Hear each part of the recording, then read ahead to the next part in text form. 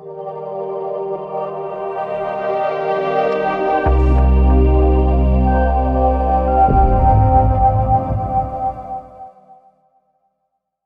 morning students.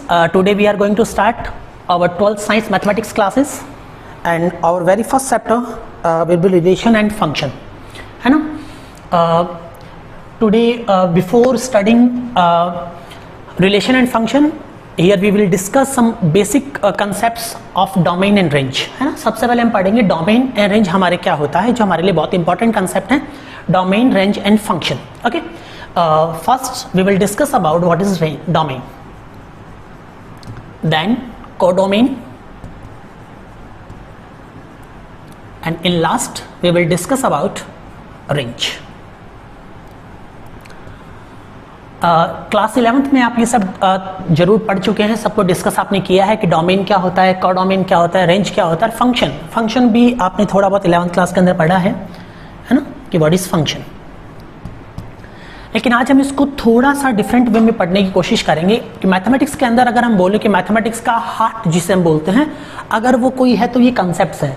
अगर हमें इनको अच्छे से अगर हमें नहीं पता है तो मैथमेटिक्स के अंदर हम रिलेशन फंक्शन, है ना, आईटीएफ, ट्रिग्नोमेट्री जितना है, या फिर मैथमेटिक्स का कोई भी कंसेप्ट है ना, मोस्टली जितने भी कंसेप्ट मैथमेटिक्स के अंदर है उन सबको डिस्कस करने के लिए, उनके डिफाइन होने के लिए कि वो फंक्शन डिफाइन है या वो फंक्शन डिफाइन नहीं है, उनके लिए हमें सबसे पहले जरूरत पड़ेगी हमें किसका नॉलेज अच्छे से हो, हम डोमेन को अच्छे से जाने, कोडोमेन क्या होता है हम उसको अच्छे से समझे, रेंज क्या होता है और फंक्शन वगैरह ये सब क्या होता है, इन सबको हमें अच्छे से पढ़ना जरूरी है। तो first we will discuss about domain, कि हमारे पास डोमेन क्या होता है।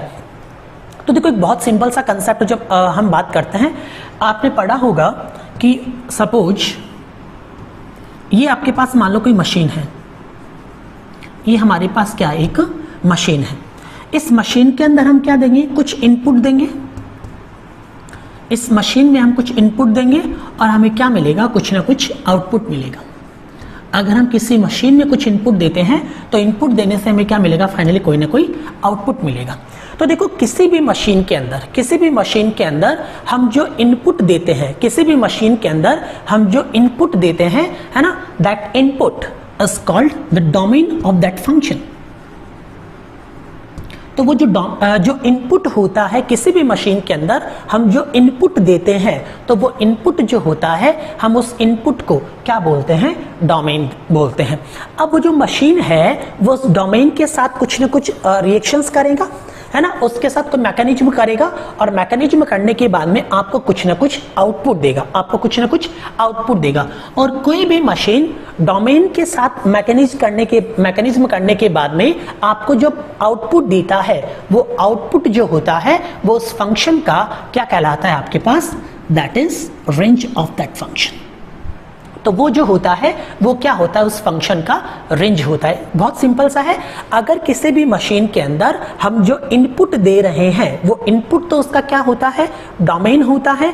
मशीन उसके साथ रिएक्ट करने के बाद में आपको फाइनली जो आउटपुट देता है वो आउटपुट आपका क्या होता है, रेंज होता है। अब देखो इसमें डोमेन एंड रेंज में देखो, जो इनपुट को आउटपुट में बदलने का काम जो कर रहा है, इस इनपुट को आउटपुट में बदला किसने, इनपुट को आउटपुट में बदला इस मशीन ने, है ना, इनपुट को आउटपुट में बदलने का काम किसने किया, इस मशीन ने। और जो इनपुट को आउटपुट में बदलने का काम करता है हम उसको क्या बोलते हैं, वी कॉल इट फंक्शन। वो हमारे पास क्या होता है, इट इज फंक्शन। तो 3 कंसेप्ट हमने अभी पूरा नहीं पढ़ा, एकदम छोटी छोटी बातें हमने सीखी है कि डोमेन क्या होता है, रेंज क्या होता है, फंक्शन क्या होता है। तो डोमेन क्या है, किसी भी मशीन के अंदर हम जो इनपुट दे रहे हैं वो इनपुट उसका क्या होता है, डोमेन होता है। और मशीन उसके साथ रिएक्शन करने के बाद में आपको जो आउटपुट देती है वो output, that is your range. और जो इनपुट को आउटपुट में चेंज करता है, जो इनपुट दैट मशीन, है ना, which converts input into output, जो इनपुट को आउटपुट में कन्वर्ट कर देता है, चेंज कर देता है, हम उस मशीन को हम क्या बोलते हैं, फंक्शन बोलते हैं। ये तो बहुत सिंपल सा एक डेफिनेशन हो गया कि डोमेन क्या है, जो इनपुट है उसको हम डोमेन कहते हैं, जो आउटपुट जो मिलता है उसको हम रेंज कहते हैं, और जो इनपुट को आउटपुट में बदलता है उसको हम क्या कहते हैं, फंक्शन कहते हैं। लेकिन ध्यान से देखना, जैसे हम बात करते हैं किसी फ्लोर मिल की बात करते हैं, आटा चक्की हमारे पास जो है ना, हमने क्या किया, जो आटा चक्की आपके पास है, आपने मान लो उसके अंदर ग्रेन्स डाले।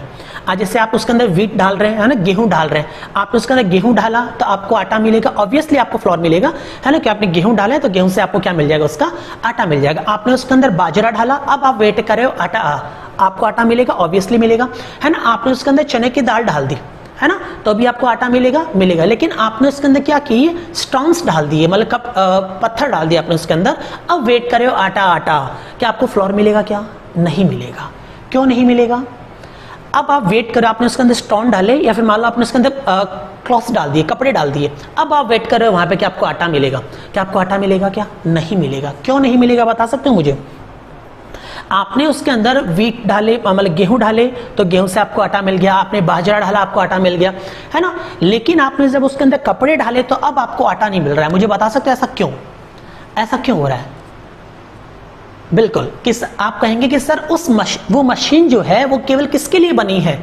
वो केवल और केवल ग्रेन्स के लिए बनी है। वो केवल किसको ग्राइंड कर सकता है? वो केवल ग्राइंड करता है ग्रेन्स को, है ना, केवल ग्रेन्स को वो ग्राइंड कर सकता है। हर किसी वस्तु को, हर किसी थिंग्स को वो क्या कर सकता है? वो ग्राइंड नहीं कर सकता है। इसका मतलब क्या हुआ कि उस मशीन की एक लिमिटेशन है कि उसके अंदर हर कुछ उसके अंदर नहीं जा सकता। कुछ फिक्स इनपुट ही हम केवल उसके अंदर दे सकते हैं, और वो जो फिक्स इनपुट हम उसके अंदर दे रहे हैं वो इनपुट ही उसका क्या होता है? डोमेन होता है। वो उसका फिक्स इनपुट जो है वही उसका क्या होता है? डोमेन। जैसे हमारी बॉडी में जैसे आपने मान लो पानी पिया, आपको स्वेट निकल रहा है, आपने पानी पिया, आपको स्वेट निकल रहा है, तो आपकी बॉडी के लिए इनपुट तो कौन है? Water glass. जो आपने वाटर पिया है वो वाटर है ना। तो आपने पानी पिया और आपको स्वेट निकला, तो पानी तो क्या है? वो पानी तो आपका क्या? इनपुट है। इनपुट है मतलब वो आपका क्या है? वो that is domain for you. वो आपकी बॉडी के लिए क्या है? डोमेन है। आपको जो स्वेट निकल रहा है, जो पसीना निकल रहा है, वो क्या है? वो आउटपुट है। तो वो आउटपुट क्या होता है? रेंज होता है। और वाटर को स्वेट में बदलने का काम किसने किया? वाटर को स्वेट में कन्वर्ट किसने किया? चेंज किसने किया? आपकी बॉडी ने। तो आपकी बॉडी क्या कहलाएगी? वहां पे फंक्शन कहलाएगी। लेकिन देखो, हमारी बॉडी जैसे एक फंक्शन है, तो हमारी बॉडी में हम कुछ भी इनपुट दे सकते हैं क्या? आप लिक्विड, सेमी लिक्विड, है ना, या फिर सॉलिड, इन सबको आप क्या करते हैं? बॉडी के अंदर इनपुट दे सकते हैं। आप कुछ लिमिटेड वस्तुएं ऐसी है, चीजें ऐसी है जिनको हम खा सकते हैं या पी सकते हैं। हर किसी चीज को हम खा पी नहीं सकते। जैसे हमारे पास मान लो टेबल्स रखी है तो हम उनको नहीं खा सकते हैं, पत्थरों को हम नहीं खा सकते। मतलब हमारी बॉडी जो है उसकी एक लिमिटेशन है कि कुछ लिमिटेड चीजें जो है वो हमारी बॉडी के अंदर जा सकती है। कुछ लिमिटेड चीजें जो है वो हमारी बॉडी के अंदर जा सकती है ना। तो जो किसी बॉडी के अंदर जा सकता है, जो किसी बॉडी के लिए इनपुट हो सकता है, बस वही उसके लिए क्या होता है? डोमेन होता है। मुझे एक बात बताओ, क्या हर बॉडी के लिए ये फिक्स है क्या कि उसमें कुछ फिक्स इनपुट ही जा सकता है? जैसे आप मान लेते हैं किसी वाटर बॉटल के लिए बारे में बात करते हैं। वाटर बॉटल आपके पास है, उस वाटर बॉटल के अंदर आप कुछ भी डाल सकते हैं क्या? नहीं, उसके अंदर हम केवल क्या डाल सकते हैं? लिक्विड डाल सकते हैं, है ना। वो भी अगर 1 लीटर का बॉटल है तो कितना? 1 लीटर। तो हर मशीन जो होता है उसकी एक लिमिटेशन होती है कि उसके अंदर कुछ फिक्स जो वस्तुएं होती है, कुछ फिक्स चीजें जो हैं, केवल वही हम उसके अंदर ढाल सकते हैं। तो जो हम किसी भी मशीन के अंदर जो फिक्स इनपुट दे सकते हैं, वो फिक्स इनपुट ही उसका क्या होता है? डोमेन होता है। तो हम इसको और थोड़ा सा अगर मॉडिफाई करके बात करें तो हम उसको ऐसे बोल सकते हैं कि अगर कोई फंक्शन हमारे पास है, अगर कोई फंक्शन हमारे पास है तो वो कुछ फिक्स्ड वैल्यूज के लिए, कोई फिक्स वैल्यूज के लिए वो क्या होगा? डिफाइन होगा, अदरवाइज वो डिफाइन नहीं। जैसे हमारी बॉडी है, वो कुछ फिक्स अलग अलग टाइप के हमारे पास मटेरियल होंगे जिसके लिए हमारी बॉडी जो है वो क्या है? डिफाइन है। जैसे हम मान सकते हैं कि अगर हम लिक्विड बात करें तो लिक्विड हमारी बॉडी के लिए हम डिफाइन है। जैसे पानी हम बोल सकते हैं, मिल्क हम बोल सकते हैं, इन सब के लिए हमारी बॉडी क्या है? डिफाइंड है ना। हम विभिन्न बार ग्रेन्स जो है उनके लिए भी हमारी बॉडी क्या है? डिफाइंड है। लेकिन स्टोन्स, क्लॉथ्स, है ना, वुड, ये सब हमारी बॉडी के लिए डिफाइंड नहीं है। तो जो किसी बॉडी के लिए, जो इनपुट किसी बॉडी के लिए डिफाइन होता है, उस इनपुट को हम क्या कहते हैं? उसका डोमेन कहते हैं। हम रेंज के लिए जनरली बात नहीं करते हैं। आप समझ गए हो क्यों नहीं करते?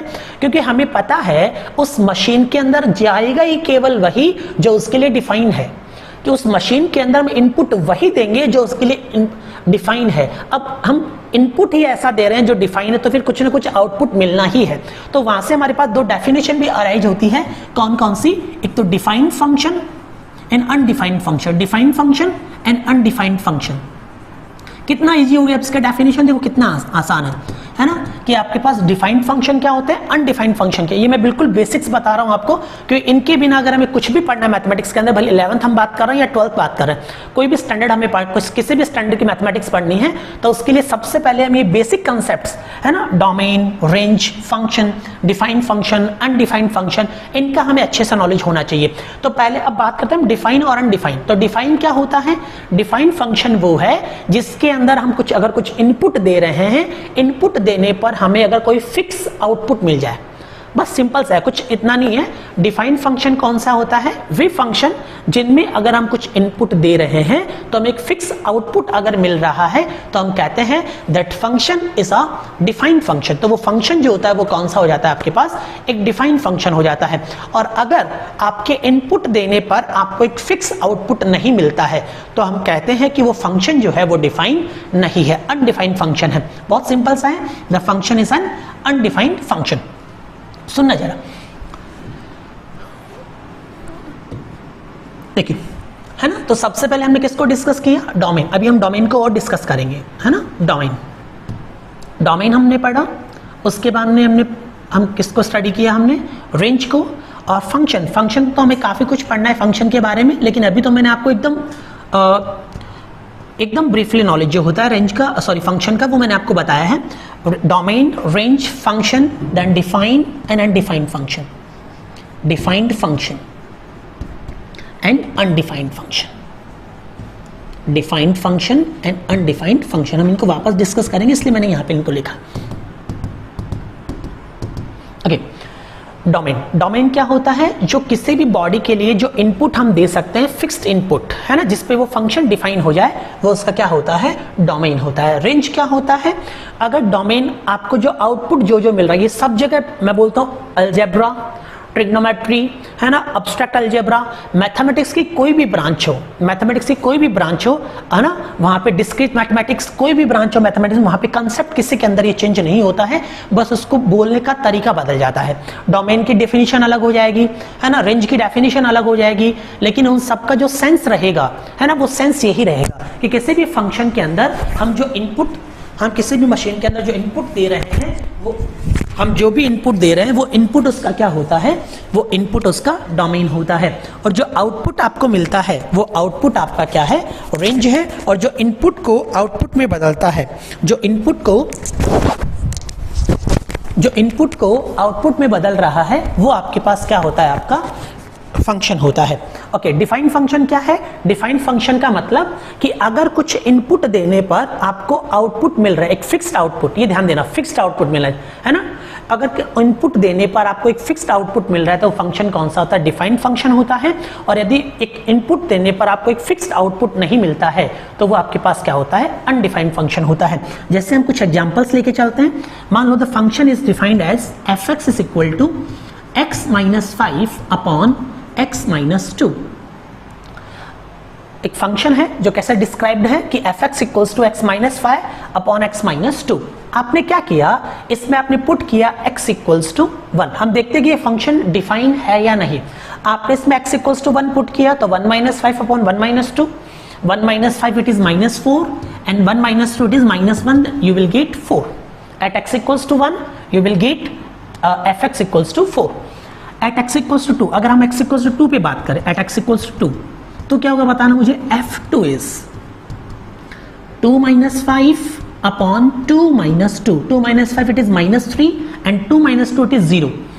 और किसी भी फंक्शन के डिनोमिनेटर में अगर 0 आता है ना, a function has 0 in its denominator, then it will become infinity। तो ये फंक्शन जो होता है वो क्या बन जाता है, इन्फिनिटी बन जाता है। अगर किसी फंक्शन के डिनोमिनेटर में 0 है तो आपके पास वो फंक्शन जो है वो क्या बन जाता है, इन्फिनिटी। और इन्फिनिटी कोई फिक्स नंबर है क्या, नहीं है। देखो x इक्वल्स टू 2 पुट करने पर मुझे एक फिक्स्ड आउटपुट नहीं मिला, इसका मतलब ये फंक्शन जो है it is undefined at x equals to 2। तो मैंने क्या कहा, अनडिफाइंड फंक्शन कब होता है, जब x की एक फिक्स वैल्यू रखने पर x की कोई फिक्स वैल्यू रखने पर हमें फंक्शन की अगर कोई फिक्स वैल्यू मिलती है, एक फिक्स्ड आउटपुट मिलता है, तो फंक्शन आपका क्या होता है, डिफाइंड होता है। यहाँ पे मैंने x इक्वल्स टू 2 रखा लेकिन मुझे कोई फिक्स वैल्यू नहीं मिली, है ना, इसका मतलब ये फंक्शन जो है वो अनडिफाइंड है। किस पे अनडिफाइंड है, एट x इक्वल्स टू 2। अब इस फंक्शन के अंदर हम रख क्या क्या रहे हैं, है ना, इसका मतलब इस फंक्शन हम क्या नहीं रख सकते। देखो मैं डोमेन बता रहा हूं इसी के साथ में, थोड़ा सा अच्छे से समझेंगे, ये थोड़ा सा मे भी आपको लेंथी लग सकता है, लेकिन थोड़ा इस क्लास को आप अच्छे से देख लेंगे तो आपको आगे इतनी प्रॉब्लम नहीं आने वाली। हर चीजों को हम बहुत इजीली सॉल्व कर लेंगे और इजीली समझ भी लेंगे, है ना। देखना मुझे, ये फंक्शन आपके पास है एफ एक्स इक्वल्स टू, सबसे पहले तो समझते हैं ये एफ एक्स क्या है।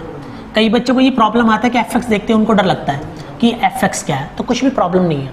एफ एक्स का मतलब क्या होता है, something that is written in x, कुछ भी है जो किस में लिखा है, an expression which is written in x, in variable x, कुछ भी है जो एक्स में लिखा हुआ है हम उसको क्या बोल सकते हैं, एफ एक्स बोल सकते हैं। सपोज जैसे कहीं पे लिखा है x cube plus 5x square minus 3x minus 7, है ना, x cube plus 5x square minus 3x minus 7, तो ये जो एक्सप्रेशन है ये किस में लिखा हुआ है, it is written in variable X, ये एक्स में लिखा हुआ है। एक्स में लिखा है तो we can call it F X, we can write it और we can call it F X, है ना। अगर कहीं पर ऐसे लिखा है x इक्वल्स एक्स प्लस 2, तो ये भी किस में है, केवल x वेरिएबल में है, तो इसको भी हम क्या लिख सकते हैं, एफ एक्स लिख सकते हैं। अगर कहीं पर ऐसे लिखा है y square minus 3y plus 5, तो ये फंक्शन जो है वो किस में है, वेरिएबल y में है, तो इसको हम क्या लिखेंगे, एफ वाई। तो आई थिंक सबको क्लियर हो गया होगा कि एफ एक्स से डरने वाली कोई बात नहीं है। एफ एक्स का मतलब बस इतना सा है, something that is written in x, कुछ भी है, कोई एक ऐसा एक्सप्रेशन है जिसके अंदर वेरिएबल कौन है, केवल एक्स है ना। ओके, तो यहाँ पे कुछ प्रॉब्लम वाली बात नहीं, ये एफ एक्स मतलब कुछ भी है जो किस में लिखा हुआ है, एक्स में। अब देखो डोमेन क्या होता है, डोमेन का मतलब मैंने आपको कहा जो इनपुट किसी भी फंक्शन के अंदर हम दे सकते हैं, किसी भी, जैसे हमने कहा जो फ्लोर में आटा चक्की जो थी आपके पास, है ना, उसके अंदर हम क्या क्या रख सकते थे, जितने भी ग्रेन्स थे वो हम सब उसमें डाल सकते थे। तो वो मशीन जो किसके लिए डिफाइन थी, केवल ग्रेन्स के लिए, तो उसका इनपुट जो था वो इनपुट मतलब उसका डोमेन जो था वो क्या था, उसका वो ग्रेन्स थे। अब मुझे एक बात आना, इस फंक्शन में मैं क्या क्या रख सकता हूँ, इस फंक्शन में मैं क्या क्या इनपुट दे सकता हूँ। क्या मैं इसमें नेगेटिव वैल्यू पुट कर सकता हूँ, -1 -2 -1 रखूंगा तो -1 -2 -3, डिनोमिनेटर में क्या आ गया, -3, -2 रखूंगा, -3 -4 -5, कुछ भी रखूं मैं रख सकता हूं, कोई प्रॉब्लम नहीं है ना। मैं 1 रख सकता हूं, लेकिन क्या मैं 2 रख सकता हूं, कि सर 2 रखते ही ये फंक्शन ही डिफाइन नहीं होगा, कि हमें कुछ भी एक फिक्स वैल्यू नहीं मिलेगी, इनफाइनाइट मिल जाएगा। इसका मतलब इस फंक्शन में मैं क्या नहीं रख सकता, x इक्वल्स टू 2 इसके अंदर पुट नहीं कर सकता, बाकी मैं सब कुछ इसके अंदर पुट कर सकता हूं। तो अगर आपको पूछ लें कि इसका डोमेन क्या होगा, तो इसका डोमेन क्या है, तो आप क्या कहेंगे कि सर इसके अंदर हम सब कुछ मतलब r for real number -∞ to infinity, सारी जितने भी नंबर्स है वो सब, लेकिन क्या नहीं रख सकते, बस 2 नहीं रख सकते, इसलिए 2 को हम क्या कर देंगे, 2 का माइनस कर देंगे। Domain of function f x is r-2। अगर कहीं पर ऐसे लिखा है f x is equal to, और यहां पे लिख दिया x-5 अपॉन एक्स स्क्वायर -9। अब आपको पूछा find the domain of function f x, आपको फंक्शन एफ एक्स का डोमेन बताना है, तो आपको ये देखना है कि इसका डिनोमिनेटर कहां कहां 0 हो सकता है। तो मुझे बताओ इसका डिनोमिनेटर कहां पे 0 होगा, x इक्वल्स टू 3 अगर मैं पुट करता हूं तो 3 square it is 9, 9 minus 9 it is 0, इसके डिनोमिनेटर में क्या आ जाएगा, 0। कब, at x equals to 3। If I put x equals to -3, अगर मैं x इक्वल्स टू -3 पुट करता हूं तो क्या -3 square it is 9 and 9 minus 9 it is 0।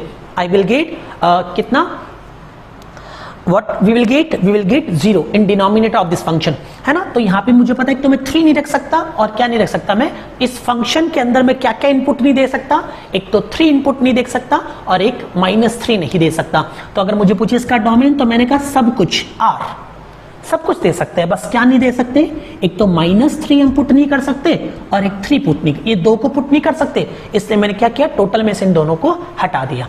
तो ये इसका क्या हो गया, डोमेन। आई थिंक इसका बेसिक कंसेप्ट आप समझ गए होंगे। जैसे मान लो हम बात करते हैं डायग्रामेटिकली, है ना, जैसे ये आप समझते हैं कि ये क्या है, आपके पास 2 सेट है, ये सेट A है जिसके अंदर एलिमेंट्स है 1 2 3 4 5, है ना, और यहाँ पे कुछ एलिमेंट्स है A B C D E, ऐसा कुछ एलिमेंट्स है।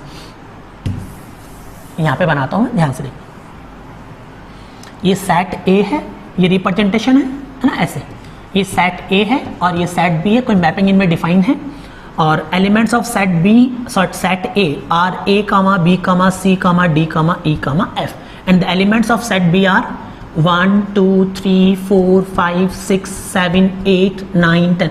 मैंने कहा ना, जो कंसेप्ट मैंने बताया है वो भले आप एब्स्ट्रैक्ट अलजेब्रा पढ़ रहे हैं, आप डिस्क्रीट मैथमेटिक्स पढ़ रहे हैं, या फिर आप ट्रिग्नोमेट्री पढ़ रहे हैं, मैथ्स की कोई भी ब्रांच पढ़ रहे हैं, आपका कंसेप्ट यही रहेगा कि किसी भी फंक्शन के अंदर हम जो इनपुट दे रहे हैं, है ना, जो इनपुट पॉसिबल है उस फंक्शन के लिए, तो वो इनपुट क्या होगा, उसका डोमेन होगा, उसको रिएक्ट करने के बाद आपको जो आउटपुट मिलेगा वो आपके लिए क्या होगा, रेंज होगा, और जो इनपुट को आउटपुट में चेंज कर देगा वो आपके पास क्या होगा, फंक्शन होगा। जिसमें इससे पहले एक एग्जांपल और लेते हैं, जैसे कहीं पे लिखा है y is equal to x plus 2, मैंने क्या किया, इसमें x इक्वल्स टू 3 पुट किया, तो मुझे x इक्वल्स टू 3 पुट करने पे मुझे क्या मिला, y इज इक्वल टू 5। इसमें इनपुट मैंने क्या दिया, इनपुट मैंने दिया x इक्वल्स टू 3, मुझे आउटपुट क्या मिला, y इक्वल्स टू 5। तो मैं इसको पूछूं इसके डोमेन का एलिमेंट कौन है, तो आपके इसमें जो इनपुट आपने दिया क्या है, x इक्वल्स टू 3 इसके अंदर ढाला है, तो जो ढालते हैं वो क्या होता है, डोमेन। तो x equals to 3 is a point, is an element of its domain, इसके डोमेन का क्या है, आपके पास एक एलिमेंट है, और बाहर क्या मिला आपको, रखने पर आपको 5 मिला, तो ये 5 क्या है, it's an element of it's range, इसके रेंज का क्या है, एक ये एलिमेंट है। अब मुझे एक बात बताना, अगर ये नहीं होता तो x इक्वल्स टू 3 रखने पर क्या मुझे y इक्वल्स टू 5 मिल जाता, क्या नहीं मिलता, है ना, इनपुट दिया तो आउटपुट मिला, लेकिन अगर ये होता ही नहीं तो मैं इनपुट किस में देता, नहीं, तो इस इनपुट को आउटपुट में बदलने का काम किसने किया, इसने किया है, that is why we call it the function, है ना, ये क्या है, हमारे पास फंक्शन है, क्लियर है इतना, ओके। अब यहां पे देखते हैं, सुनो, मैंने कहा ना यही कंसेप्ट सब जगह लगता है और आपके लिए बहुत इंपॉर्टेंट है, इसलिए मैं यहीं पे इसको डिस्कस कर रहा हूँ क्लास स्टार्ट करने से पहले, है ना, 12th स्टार्ट करने से पहले पे मुझे बेसिक्स कंसेप्ट जो है वो मैं आपको समझाने की कोशिश कर रहा हूँ, आप समझने की कोशिश करें। सुनो, मान लो A is connected with 5, A is mapped with 5 और A is connected with 5, okay, B is mapped with 1 and C is mapped with 8, D is mapped with 6, E is mapped with 10 and F is mapped with 3, okay, ऐसा ये लिखा है। तो मैंने कहा मुझे एक बात बताना, ये कुछ भी है, एक फंक्शन है या जो भी है, हम अभी बात नहीं करेंगे, फंक्शन में आपको आगे बढ़ाऊंगा, अभी बात करते हैं इसके अंदर इनपुट हम क्या क्या दे रहे हैं, क्या क्या इसके अंदर जा रहा है, इस मशीनरी के अंदर इनपुट क्या क्या हो रहा है, क्या क्या जा रहा है इसके अंदर, देखो A जा रहा है, B जा रहा है, C जा रहा है, D जा रहा है, E जा रहा है, F जा रहा है, तो इसके अंदर इनपुट कौन कौन जा रहा है, A B C D E F, तो इसका डोमेन क्या हो जाएगा, जो इनपुट होता है A B C D E F, ठीक है। अब बात करते हैं रेंज की, रेंज क्या होता है, जो आपको आउटपुट मिलता है, मिलेगा क्या क्या आपको, आपने A रखा आपको 5 मिल जाएगा, है ना, आपको 5 मिलेगा, B रखा आपको 1 मिलेगा, C रखा आपको 8 मिलेगा, D रखा आपको 6 मिलेगा, E रखा आपको 10 मिलेगा और F लिखा आपने 3 मिलेगा। तो आपको मिला क्या क्या, आउटपुट क्या क्या मिला आपको, जो आउटपुट मिला, तो आउटपुट क्या क्या मिल रहा है आपको, 1 3 5 6 8 एंड 10, जो आपको आउटपुट मिला वो क्या है, 1 3 5 6 8 10, तो जो आउटपुट मिलता है वो उसका क्या होता है, रेंज होता है। अब कोडोमेन क्या है, ये थोड़ा सा मैंने यहाँ पे बताने के लिए इस एग्जांपल को लिया है। तो कोडोमेन का मतलब क्या होता है, codomain each element of set B, है ना, each element of set B, है ना, या सेट बी, है ना, सेट बी जो होता है वो आपका क्या होता है, कोडोमेन। मैंने यहाँ पे लिखा नहीं कोडोमेन, यहाँ पे लिख देता हूँ मैं कोडोमेन। कोडोमेन आपके पास क्या होता है, कोडोमेन का मतलब होता है एलिमेंट ऑफ सेट बी, या set B is called codomain of this function, है ना। तो यहाँ पे आपको पूछ ली कि कोडोमेन क्या है, तो कोडोमेन आप क्या लिखेंगे, 1 2 3 4 5 6 7 8 9 10। कोडोमेन में तो ज़्यादा कुछ सोचना है ही नहीं। डोमेन क्या हो गया, जो इनपुट जा रहा है, और रेंज क्या हो गया, जो आउटपुट मिल रहा है। कोडोमेन क्या है, जो सेट बी है वो पूरा का पूरा आपका क्या कहलाएगा, कोडोमेन कहलाएगा। जैसे इसको कई बार ऐसे डिफाइन करते हैं, R such that A tends to B, है ना, that's a relation from A to B. तो यहां पर ये जो पहले लिखा है मतलब ये अंदर जाएगा, तो इसके जो एलिमेंट्स होंगे ये तो आपके पास क्या होगा, रेंज, सॉरी डोमेन होगा। ये हमेशा आपके पास क्या होगा, डोमेन होगा। यहाँ पे जो लिखा होगा वो क्या होगा आपके पास, कोडोमेन होगा। बी जो है ना, वो क्या होता है, कोडोमेन। और ए के एलिमेंट बी में कनेक्ट होने के बाद जो बाहर मिलेंगे, जैसे यहाँ पे मिला 1 3 5 है ना, ये सब 6 8 10, तो ये जो बाहर मिलेगा वो आपके पास क्या होगा, रेंज होगा। ध्यान से देखना, ये चीजें मैं पहले इसलिए बता रहा हूँ ताकि आगे हमें कोई प्रॉब्लम नहीं हो, किसी भी स्टूडेंट को इजीली हम समझ सकें कि है क्या। यहाँ पे कोई फंक्शन डिफाइन है फ्रॉम ए टू बी, तो आपको पता है, क्या पता है हमें कि यहाँ पर ये जो आपके पास ए है, ये जो ए है ये क्या होगा आपके पास, ए जो होगा वो आपका होगा डोमेन। ए क्या होगा, डोमेन होगा। बी जो होगा वो आपके पास क्या होगा, B is codomain. B is a codomain of this function f. B जो है वो इस फंक्शन एफ का क्या होगा, कोडोमेन होगा। और रेंज क्या होगा, ए के एलिमेंट बी के जिन एलिमेंट के साथ मैप करेगा, है ना, वो सारे एलिमेंट जो मिलेंगे आपको वो आपके लिए क्या होगा, कोडोमेन होगा। तो आई थिंक ये चीजें clear, domain, codomain, range, function. Function अभी बहुत कम हमने पढ़ा है, स्टार्ट नहीं किया हमने। डिफाइंड फंक्शन क्या होता है, अनडिफाइंड फंक्शन। अनडिफाइंड डिफाइंड क्या होता है, अगर इनपुट देने पर आपको कोई फिक्स आउटपुट मिलता है तो आप कहेंगे फंक्शन क्या है, डिफाइंड है। और अगर फिक्स वैल्यू आपको नहीं मिलती है तो आप कहेंगे वो फंक्शन कौन सा है, अनडिफाइंड फंक्शन है। मैंने आपको थोड़ा सा ये अब्स्ट्रैक्ट अलजेब्रा का एक थोड़ा सा पार्ट मैंने आपको बताया है ना, उससे भी मैंने आपको बताया कि डोमेन कैसे फाइंड आउट करते हैं, रेंज कैसे फाइंड आउट करते हैं, वो आप 11th क्लास में थोड़ा बहुत पढ़ चुके हैं। ठीक है, तो यहाँ पर हमने बेसिकली हमने कंसेप्ट को थोड़ा क्लियरिफाई कर लिया कि हमारे पास डोमेन क्या होता है, रेंज क्या होता है, कोडोमेन क्या होता है ना, इन सबको। अब हम क्या करेंगे, थोड़ा बहुत इस चीज को मैं आप ट्रिग्नोमेट्री के अंदर लेके चलता हूं, आप मुझे बताना। सपोज मैंने लिखा y is equal to sine x, y is equal to sine x, y equal to sine x. तो मुझे बताओ इस मशीन के अंदर, यहाँ पे मशीन जो है इनपुट क्या जा रहा है, साइन वाली मशीन के अंदर इनपुट क्या जा रहा है, साइन वाली मशीन के अंदर इनपुट क्या जा रहा है, तो आप कहेंगे सर इसका इनपुट जो है वो कौन है, x। इनपुट कौन है, x। साइन एक मशीन है जिसके अंदर इनपुट कौन जा रहा है, x, और साइन इसके साथ रिएक्ट करने के बाद में आपको जो आउटपुट मिलेगा दैट आउटपुट इज y। ये क्या है आपके पास, आउटपुट। ये आपके पास आउटपुट है, ये आपके पास क्या है, इनपुट है। ठीक है, x क्या है आपके पास, इनपुट है।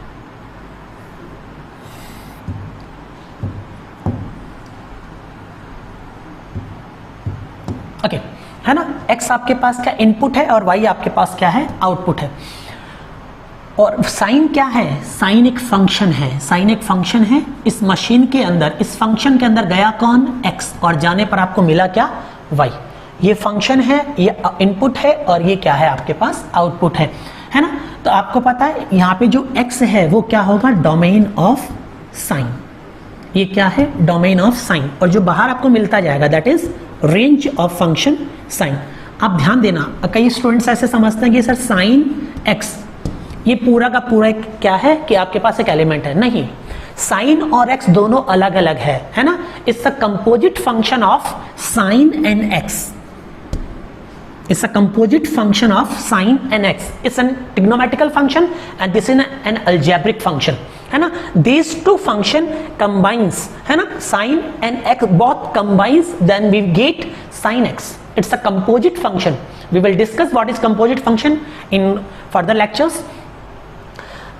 Sine ये किससे बना, ये sine ऐसे नहीं होता, sine that is S-I-N-E, it is sine।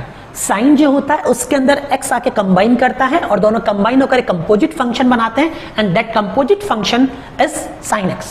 तो साइन तो क्या है, फंक्शन यही है। इस फंक्शन के अंदर जा कौन रहा है, x जा रहा है। तो जो किसी फंक्शन के अंदर जाता है वो उसका क्या होता है, डोमेन होता है। तो यहाँ पे x क्या होगा, डोमेन होगा। और जब ये इसके साथ कंबाइन होकर sin x बनाएगा तो उसकी कुछ ना कुछ वैल्यू आपको मिलेगी and that value is y and we call it the range of this function. और हम उसको क्या बोलते हैं, इस फंक्शन की रेंज बोलते हैं। हम आपको जैसे जनरली हम जानते हैं sine 30 degree is equal to 1/2। Sine 30 degree is equal to 1/2। तो यहाँ पर फंक्शन तो कौन है, साइन है, उसके अंदर इनपुट कौन गया 30 डिग्री और आपको आउटपुट क्या मिला है 1/2। तो मैं पूछूं यहाँ पर साइन के डोमेन का पार्ट कौन है, एलिमेंट ऑफ डोमेन, तो आप क्या कहेंगे 30। फंक्शन के अंदर कौन जा रहा है 30। और जब 30 इसके साथ रिएक्ट किया, रिएक्ट करने के बाद में आपको जो आउटपुट मिला है that is 1/2 and this output is an element of range, है ना, एलिमेंट ऑफ रेंज। और 30 एन एलिमेंट ऑफ डोमेन। क्या इतनी बातें क्लियर होगी। ट्रिग्नोमेट्री के अंदर भी हमें ये पढ़ना है। यहाँ पे इंपॉर्टेंट है sine x is not is not a function, it's a composite function. It's a composite function where had two functions, sine and trigonometrical function, a trigonometrical function and an algebraic function, both combines and we get sin x and a composite function. Clear है सबको? ये composite function है जो दो function से मिलकर बना है, किसके से? साइन से और एक्स से. ये कंपोजिट फंक्शंस क्या होते हैं ये हम नेक्स्ट लेक्चर्स में शायद डिस्कस कर लेंगे, है ना, कि हमारे पास ये फंक्शन, हमारे पास एक मिक्सचर फंक्शन होता है, मिक्स फंक्शन जिसे बोलते हैं, मिक्स फंक्शन क्या होता है, कंपोजिट फंक्शन क्या होते हैं, 1/1 on 2 फंक्शन क्या होते हैं, ये सब हम डिस्कस करने जो हमारे लिए इंपॉर्टेंट है. लेकिन उन सबको पढ़ने से पहले हमें जो मैंने आज डिस्कस किया है, कौन कौन से? Range, domain, codomain, function, basic, है ना, basic concept of domain, what is domain और फंक्शन, इसको हम धीरे धीरे और अच्छा पढ़ते जाएंगे. और यहाँ से हमने स्टार्ट किया है हमारा थोड़ा बहुत किस पार्ट को? Basic concepts of mathematics. ये हम थोड़ा यहाँ पे डिस्कस कर चुके हैं, बाकी ध्यान से देखना, सुनना मेरी बात को, बहुत आसान है. अभी भी हम जो आगे पढ़ेंगे उसको भी. अब हम पढ़ रहे हैं थोड़े से डिफरेंट टाइप. पहले मैं आपको एक डेफिनेशन लिखवा रहा हूँ किसकी? फंक्शन की. थोड़ा सा मेरे हिसाब से आप पढ़ते जाएं. उसका रीजन यही रह गया कि 11th में मैंने आपको पढ़ाया नहीं है ना. 11th में मैंने पढ़ाया होता तो मुझे पता होता कि मैंने क्या आप पढ़ चुके हैं, कितना आपको आता है, कितना आपको नहीं आता है. तो कुछ टाइम के लिए आपको 1-2 लेक्चर के लिए आपको ऐसा मेरे अकॉर्डिंग चलना पड़ेगा, फिर आप मेरे अकॉर्डिंग अपने आप चलने लग जाएंगे, फिर आपको चलाना नहीं पड़ेगा. अभी मुझे आपको थोड़ा बताना पड़ रहा है. उसका रीजन यही है कि आपको जब तक बेसिक आपके स्ट्रांग नहीं होंगे, आप बुक पढ़ लेंगे, आप क्वेश्चंस आपको लगाने आ जाएंगे, लेकिन आप इसका जो एग्जैक्टली उसकी जो फीलिंग्स है क्वेश्चंस की वो आप समझ नहीं पाएंगे. और उसका आपको ये बोल सकते हैं, उसका आपको लॉस ये होने वाला है कि आप जब कंपटीशन एग्जाम्स के लिए जब अपीयर होंगे तो वहां पर आपको ऐसा लगेगा कि यार हम कर क्या रहे हैं. तो वहां पर ऐसे तो क्वेश्चंस पूछे नहीं जाते, वहां पर आपको यही पूछा जाता है, छोटी छोटी बातों को आपको ध्यान देना होता है. और वो तभी आप पता कर पाएंगे जब आपको एग्जैक्टली उस फंक्शन का क्या हो, डोमेन पता हो, उसका रेंज पता हो, उस फंक्शन वहां पे कौन सा अप्लाई हो रहा है, उसके रेंज क्या क्या पॉसिबल हो सकते हैं, ये सब आपको पता होना चाहिए. जैसे हम लेक्चर स्टार्ट करेंगे, हमारे चैप्टर स्टार्ट करेंगे, तो आपको मैं कुछ क्वेश्चन बताऊंगा जो प्रीवियस ईयर्स में IIT में आ चुके हैं. तो आपको उनको देखकर आपको लगेगा ये क्वेश्चन यार इतना सिंपल था क्या, है ना. विद इन 10 to 15 seconds, है ना, we will solve that question. इतनी जल्दी हम उसको सॉल्व कर लेंगे, इतना आसान होगा. लेकिन डिपेंड करता है आपको उसका बेसिक नॉलेज कितना है. आप क्वेश्चंस लगाना जानते हैं, आप क्वेश्चन लगा भी लेंगे, लेकिन जब तक आपको ये सब क्लियर नहीं होगा आप उतना अच्छा नहीं कर पाएंगे. तो थोड़ा सा बस मेरे अकॉर्डिंग आप एक बार चलते जाएं 1-2 लेक्चर्स के लिए, फिर आपको दिक्कत तो इनमें भी नहीं आनी. आप यहीं पे कुछ अच्छा ही सीख रहे हैं, है ना. ओके, सुनो. अब हम क्या पढ़ेंगे? डेफिनेशन पढ़ेंगे इसकी फंक्शन की. एक बात, रिलेशन आप पढ़ के आ चुके हैं 11th क्लास के अंदर. रिलेशन एंड फंक्शन थोड़ा बहुत आपने 11th क्लास में डिस्कस किया है. यहाँ पे 12th में आपको चैप्टर 1 में, है ना, हम डिस्कस करेंगे रिलेशन क्या होता है. लेकिन अभी मैं थोड़ा सा आपको बता रहा हूँ फंक्शन के बारे में, आप समझ जाएंगे, कोई प्रॉब्लम नहीं है. तो डेफिनेशन क्या लिखेंगे? अ relation from set a relation from set A to set B is called a function. If एक रिलेशन जो होता है वो सेट A से सेट B में, वो फंक्शन कब होगा हम ये देख रहे हैं. तो पहली condition, each and every element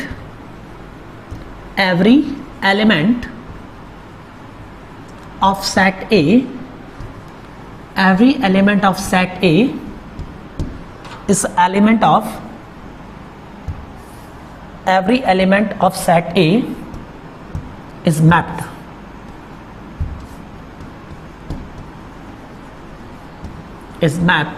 with an element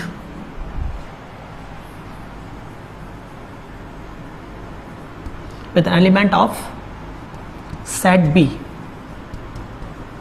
uniquely.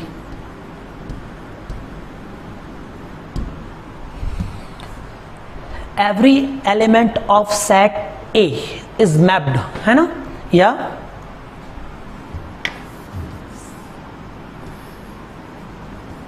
map with an element of set B uniquely. बस ये सिंपल सी डेफिनेशन है जो हमें क्लियर होनी चाहिए. कि ईच एलिमेंट ऑफ सेट ए का ईच एलिमेंट जो है वो क्या होना चाहिए, उसकी मैपिंग होनी चाहिए किसके साथ, बी के साथ। लेकिन वो मैपिंग कैसे होनी चाहिए, यूनिकली। यहाँ पे दो चीजें आपके लिए जरूरी है। पहली तो क्या है, यहाँ पे ईच एलिमेंट, पहली तो आपके लिए जो इंपॉर्टेंट बात है, अभी देखो हम डेफिनेशन पढ़ेंगे ना, आपको एग्जाम्पल करेंगे, आपको क्लियर हो जाए। पहली जो इंपॉर्टेंट बात है वो कौन सी है, ईच एलिमेंट, और सेकंड कौन सा, यूनिकली। जैसे इसको अगर हम थोड़ा सा, मैं देखो यहाँ पे एक एग्जाम्पल से इसको आपको डिस्क्राइब करूंगा, ध्यान से देखना। जैसे मान लो कि यहाँ पर एक सेट लिखा है अ सेट ए, और यहाँ पर एक दूसरा सेट लिखा है सेट बी। इसमें कुछ एलिमेंट्स है 1 2 3 4, और यहाँ पे कुछ एलिमेंट्स है A B C D.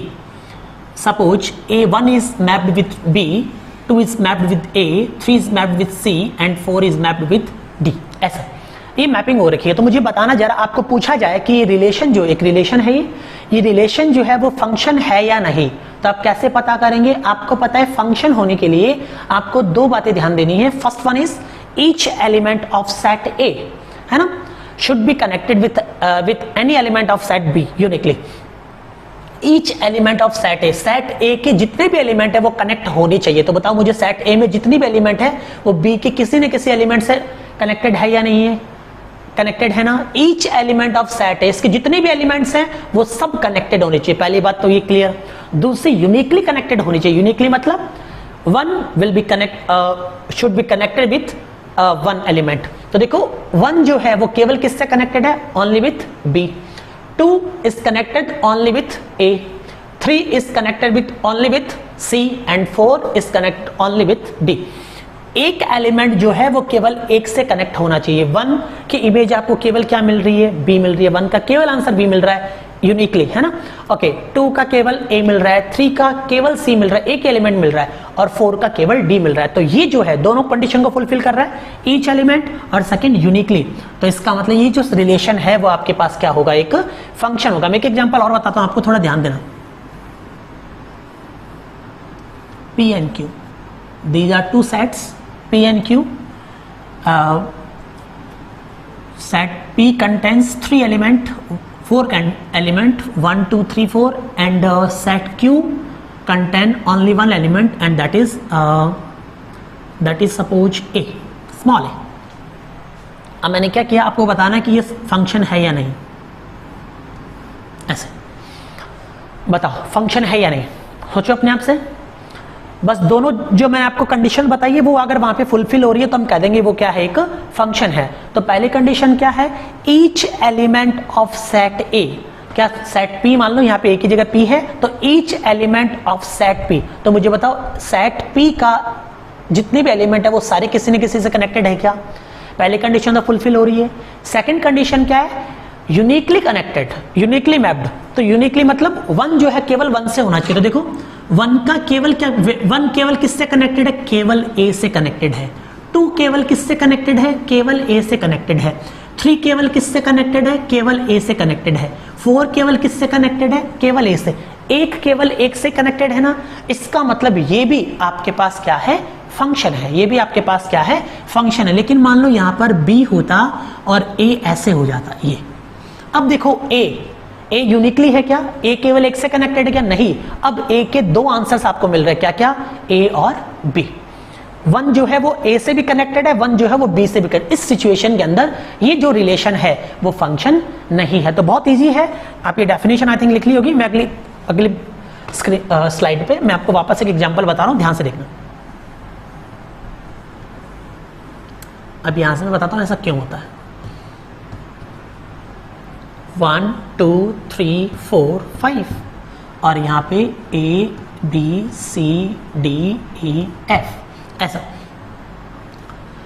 1B से, 2A से, 3C से, 4C से, 5E से, ऐसे ये कनेक्टेड है। अब आपको पूछा कि ये रिलेशन है, फंक्शन है या नहीं है, तो आप क्या करेंगे, पहले condition each element of set ए। तो सेट ए के जितने भी एलिमेंट्स है, सॉरी है ना, सेट ए के जितने भी एलिमेंट्स है मुझे बताना जरा, है ना। ईच एलिमेंट ऑफ सेट ए की जितनी भी एलिमेंट्स है क्या वो बी से कनेक्टेड है क्या, है। इसका मतलब पहली कंडीशन फुलफिल हो रही है। दूसरी यूनिकली मतलब एक से कनेक्ट होना चाहिए। तो 1 का आंसर केवल क्या मिल रहा है, 1 का केवल बी मिल रहा है। 2 का केवल क्या मिल रहा है, ए मिल रहा है। 3 का आंसर केवल सी मिल रहा है, 3 का और कोई आंसर मिल रहा है नहीं। 4 का केवल क्या मिल रहा है, सी मिल रहा है। 5 का केवल क्या मिल रहा है, ई मिल रहा है। मतलब यहाँ पे दोनों कंडीशन फुलफिल हो रही है, मतलब ये फंक्शन है। मैं पूछूं इस फंक्शन का डोमेन, तो डोमेन आप कहेंगे सर जो फंक्शन के अंदर जाता है, अंदर कौन कौन जा रहा है, 1 2 3 4 5, तो डोमेन कौन हो गया, 1 2 3 4 5। रेंज जो बाहर मिलेगा, बाहर क्या क्या मिलेगा, ए बी सी ई, तो ये आपके पास क्या हो जाएगा, रेंज। मैं पूछूं को डोमेन, तो को डोमेन आप क्या बताएंगे, ए बी सी डी ई और एफ, ये क्लियर है इतना। ओके, उसके अंदर मैं यहाँ पे एक एग्जांपल और लिखता हूं।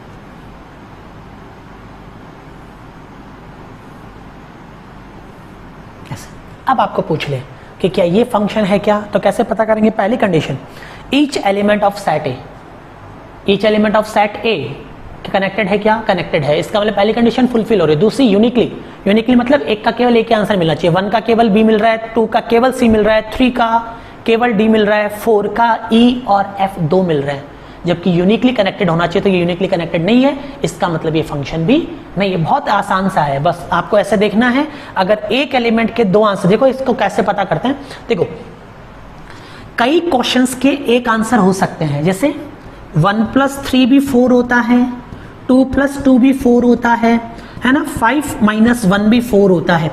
तो कई क्वेश्चंस, इनको बोलते हैं क्वेश्चंस और इसको बोल लेते हैं आंसर। तो कई क्वेश्चन के एक आंसर हो सकता है, लेकिन एक क्वेश्चन के 2 आंसर पॉसिबल है क्या, एक क्वेश्चन के 2 आंसर नहीं हो सकते। 1 + 3 केवल 4 ही हो सकता है, इसके अलावा कुछ नहीं हो सकता है। तो आपके लिए ये पॉसिबल नहीं है, ये पॉसिबल। कई क्वेश्चंस का एक आंसर हो सकता है, लेकिन एक क्वेश्चन के कई आंसर्स नहीं हो सकते। जैसे